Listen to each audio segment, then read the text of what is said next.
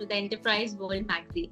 Today, we are joined by an exceptional global leader who's shaping the future of digital transformation through strategy integration and large-scale innovation. As the Senior Director of Global Strategic Initiatives and Integrations at TELUS Digital, she plays a key role in aligning enterprise vision with execution across complex global systems, driving meaningful transformations at scale. Her leadership approach reflects clarity, collaboration, and a deep focus on building connected, future ready organizations that thrive in a rapidly evolving digital world. Please join me in welcoming the most iconic leader transforming the future in 2026, Ms. Rachel Turner. Rachel, thank you so much for joining us. It's a pleasure to have you on the show today. Thank you. Thank you very much. I appreciate it. Happy to be here. Oh, it's an absolute honor. So let's get started with the first segment, Rachel. So to begin with, could you walk us through your professional journey and what inspired you to focus on strategic initiatives and integrations at a global scale?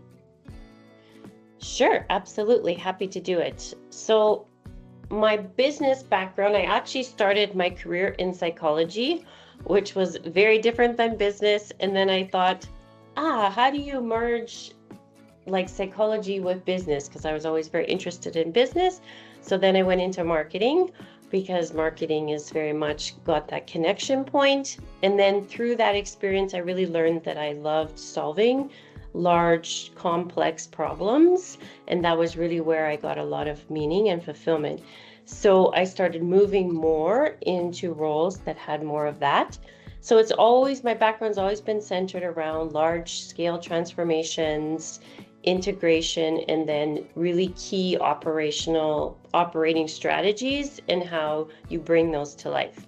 So as time went on, I got involved in more of a global organization and then really got interested in how you scale effectively in a global organization. How do you solve complex problems across systems, functions, geographies, culture, etc.? So I've really honed in on that as in, the last 10 so years of my career. And today I'm really focused on helping global teams translate strategy into practical execution. So how do you navigate change effectively? How do you keep people engaged and bought in while you're translating strategy into execution on a large scale? That's fantastic. So, what were some of the defining experiences that shape your leadership style in managing complex transformation programs across international teams?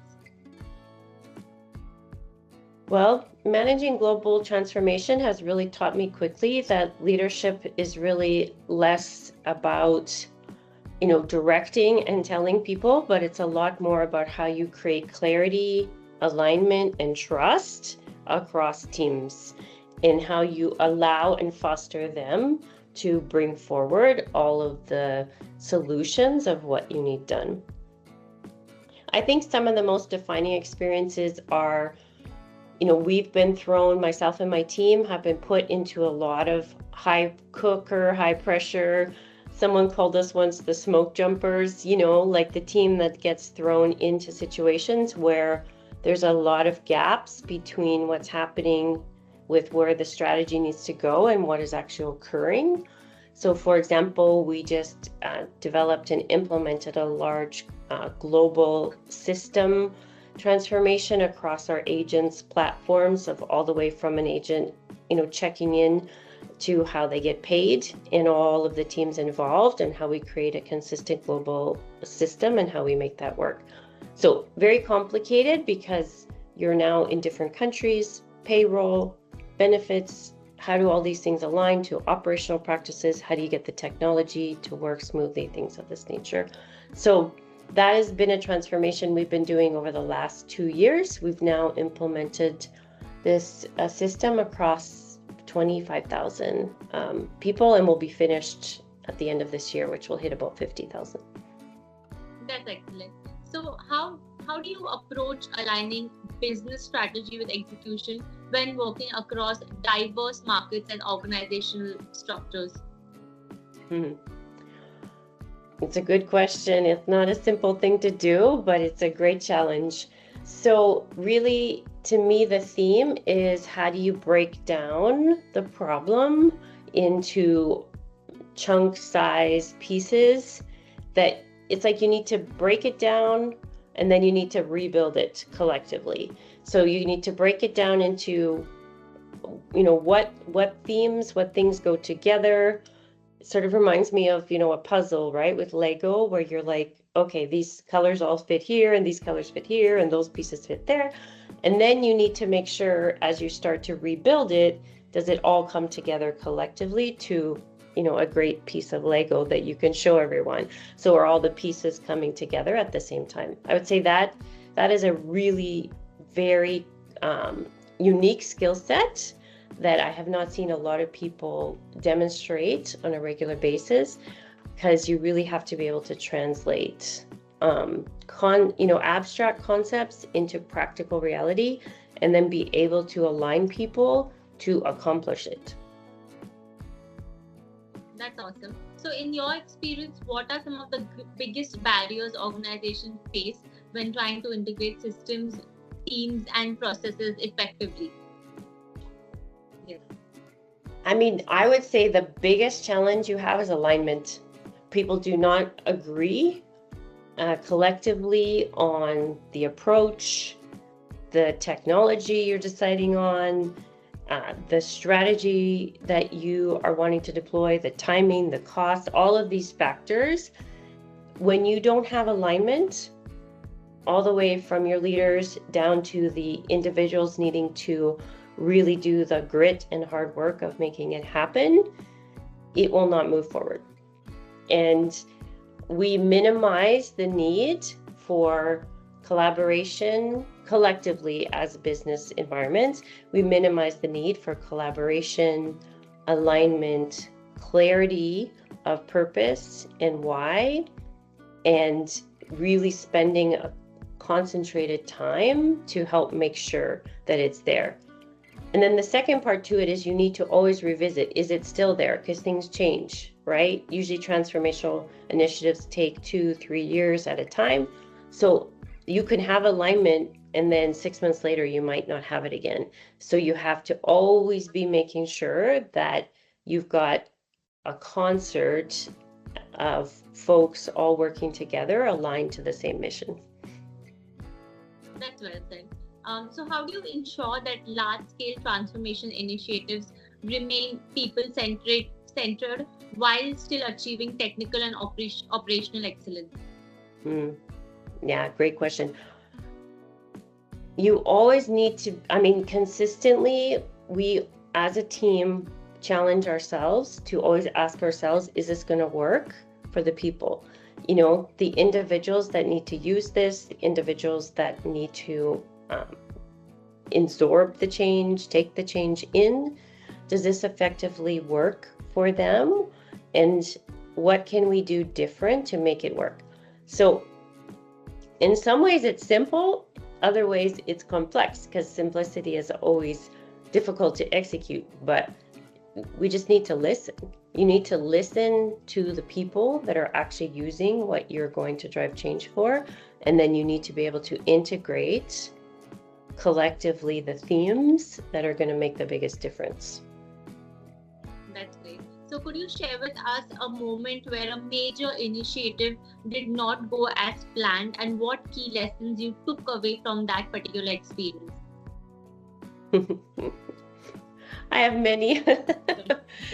An initiative that didn't go well as planned was we were rolling out we were deploying an HR system across the globe.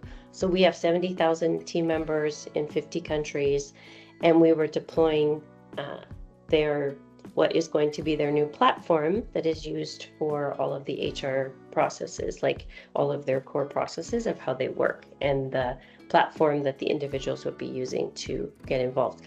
When we first started this process, we did not have a lot of integrated.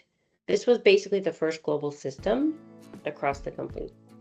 So we had a lot of challenges in the beginning because we didn't, well, it goes back to what I was just saying, we didn't actually have alignment and buy-in from the leaders within the different geographical regions. So that drove a lot of like spinning, not getting decisions made, right? People like not outright saying they didn't agree, but really not like rolling up their sleeves and helping remove the roadblocks. And so it took us a while to re-vector how we did the approach so that we could do a much better job at that. And once we did that, we deployed it over 2 years. So it was really about a lesson around collaborating, listening, hearing, understanding the leaders, and what you need to do to help them through the change as a more senior leader. That's amazing. So, how do you balance long-term strategic thinking with the need for quick decision making in this fast-changing digital environment? Because, of course, that is the need of the hour. We balance it. We consistently think when we build our approach to the transformation, because it's very true. Things change so much, right, within a 2-year or 3-year window. So what aspects of the transformation do you need to really prioritize? Where are you going to see the biggest change happen as quickly as possible? So for example, when we were deciding to roll out this global initiative to align, all of the operating practices of the agents, it's where do we have the largest amount of revenue as an organization? Where do we have the biggest amount of team members? And where are we going to get the biggest, uptick in what we're trying to execute on as quickly as possible? So that's where we typically will spend our highest priority. And then 80-20 rule, right? Like, where did we get 80% of the captive of where we're trying to drive the change? And then we go to the 20% after. We consistently will look at what we're doing to see how we need to tweak it. You have to stay committed to your baseline systems, right? When you're in a system, you've got to, because you can't, keep changing your choices of systems. So that you have to do very thorough analysis, really understand what are the right systems to help us scale and grow, and make sure you pick the right platforms. But there are things you can tweak. The functionality, which modules, how are we going to do it? All of these things can be adjusted, and you need to always be looking at how can we tweak this based on the changes in the business? Where do we need to focus to help the business have more success? So to me, it's a very iterative process. Your foundation needs to be set. You need buy-in for that, because that cannot change. But there's elements upon the foundation of your building blocks that you can move around and shift that will create more value as the business is evolving in those 2 to 3 year windows. I think a lot of times initiatives lose momentum because they're not doing the second part. They set a foundation and then they just execute on that foundation. And 8 months later, the foundation starts to get questioned because they're not iterating on the elements within it that they can actually evolve and change to make it more relevant for the business. I think that's very informative. So what role does collaboration play in your leadership style, especially when managing cross-functional and global teams?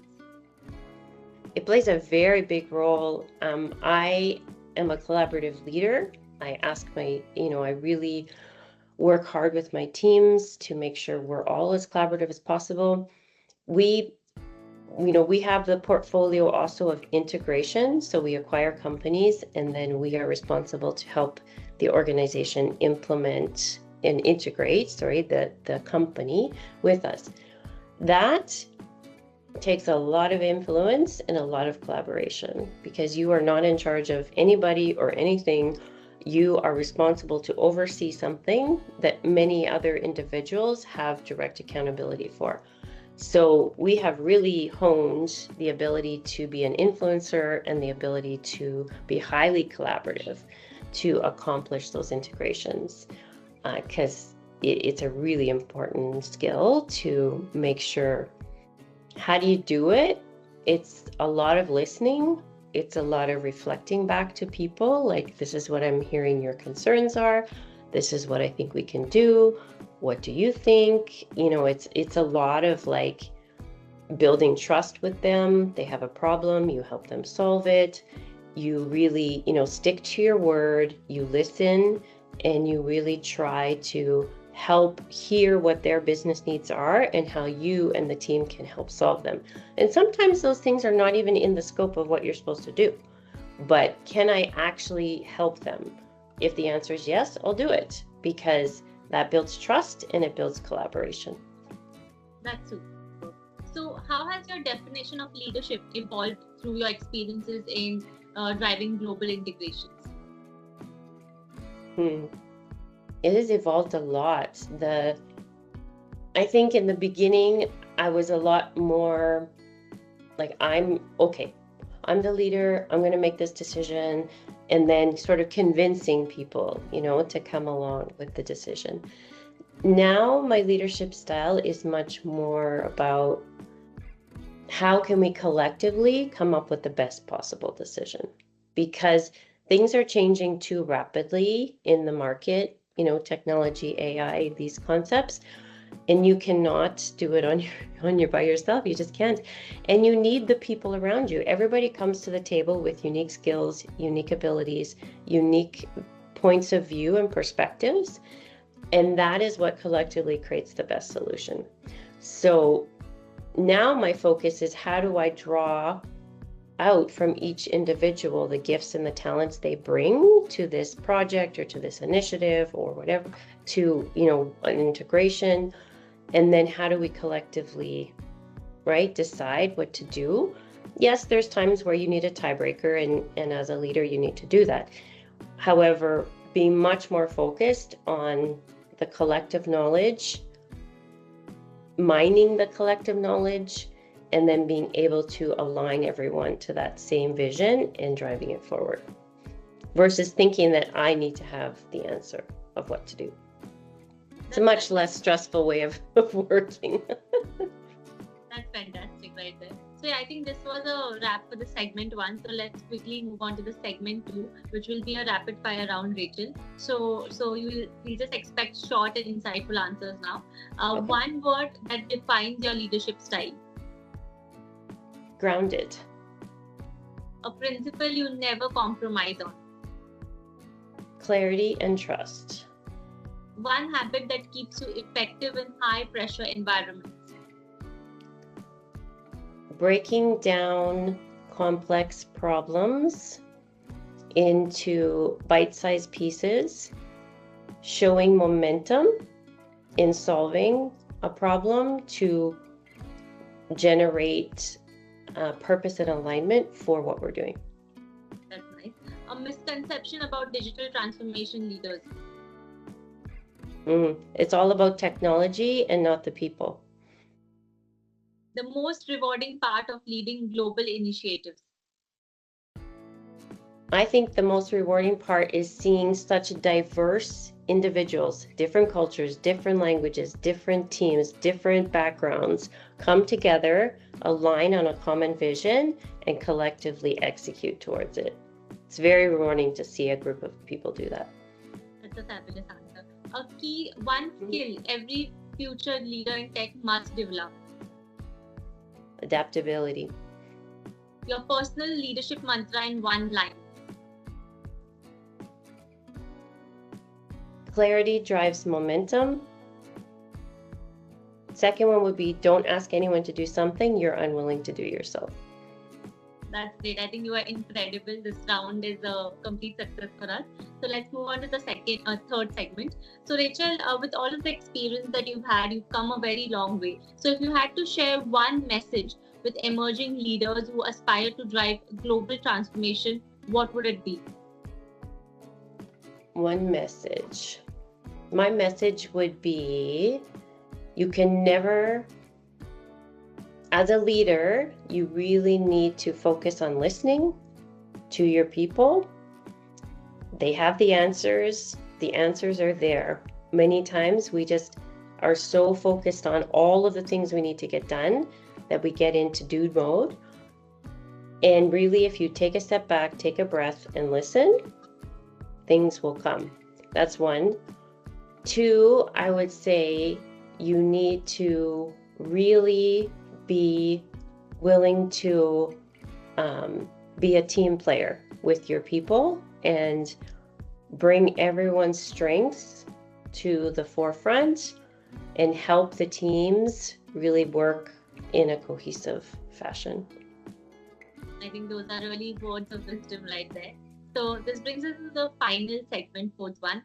So my first question to you would be, looking ahead, what major shifts do you believe will define the future of digital transformation and enterprise, integration? And also, how is TELUS Digital positioning itself to stay ahead in this increasingly complex global technological landscape? Yeah, I think one of the key themes that I love about our organization is that it's technology and people together. It's not one, it's not the other. You need both. So you need people matter, what they're doing matters.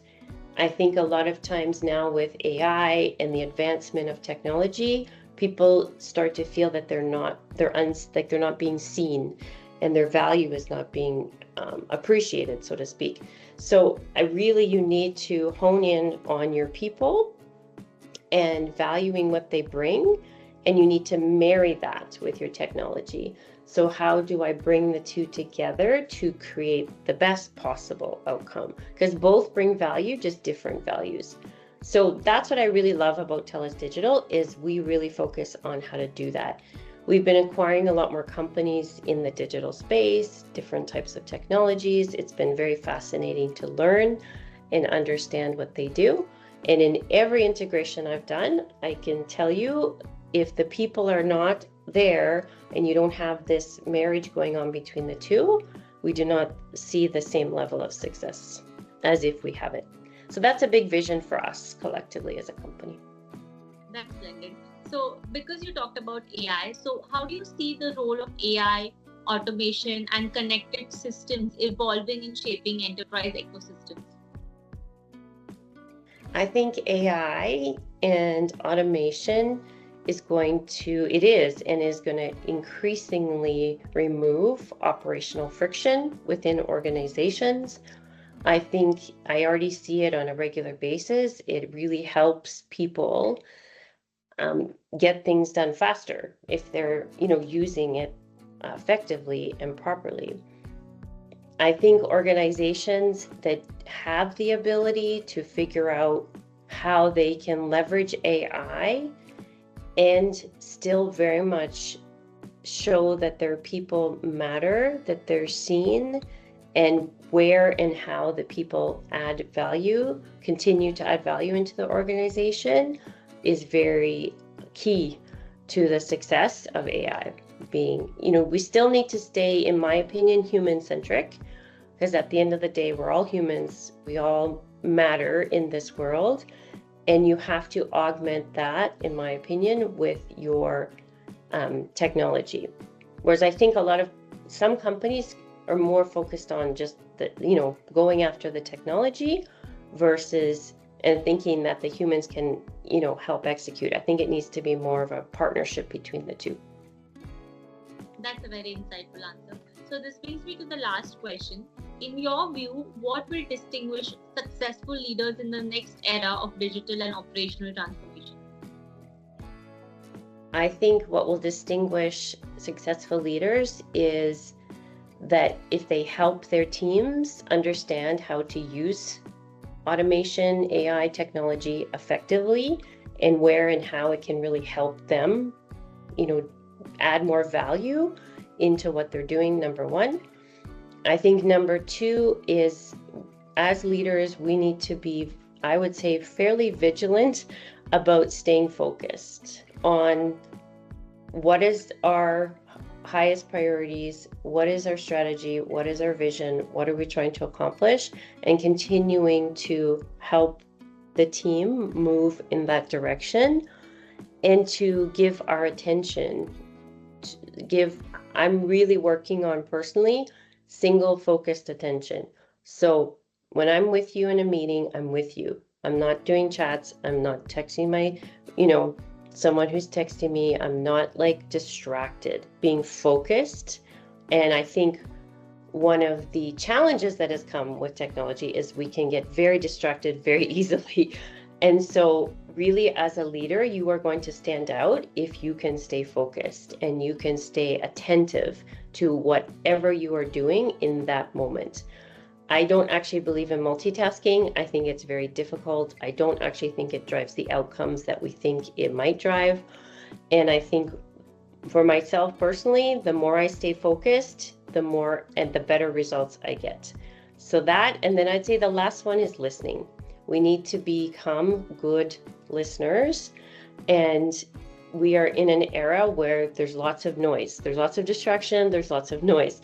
And so being able to really ask good questions and really listen to what people are saying, I think is a skill that we need to develop and continue to develop on a regular basis, because I think we get bombarded a lot with noise, and it creates noise in our head, and that makes it challenging to really listen. So listen, stay focused, not distracted, and how do you really help your people leverage and use technology to help them add more value? I think that's a very apt answer that you've given. So yes, Rachel, this brings us to the end of the interview. But before we say our goodbyes, I just want to give you a small vote of thanks. So thank you so much for sharing with us your insights, experiences, and the vision for future of global leadership and transformation. Your journey is a powerful reminder that effective leadership is not only about systems and strategy, but about clarity, collaboration, and creating alignment across complexity. We look forward to seeing how you shape global initiatives and inspire the next generation of transformation leaders. For all of our viewers, we'll be soon back with more conversations featuring visionary leaders shaping the future of business right here on the Enterprise World Magazine. Rachel, thank you so much for your time and effort for this interview with us today. And I wish you all the best for your role and the company ahead. Thank you so much. I so appreciate your time. Yes. Thank you so much. It was lovely. I think we've had a very, bright conversation. And yeah, thank you so much. It was like so many key takeaways to learn from you and your experience. No. Thank you. That's very kind of you. Thank you, and have a great weekend ahead. You too. You have a great weekend. Talk to you later. Bye.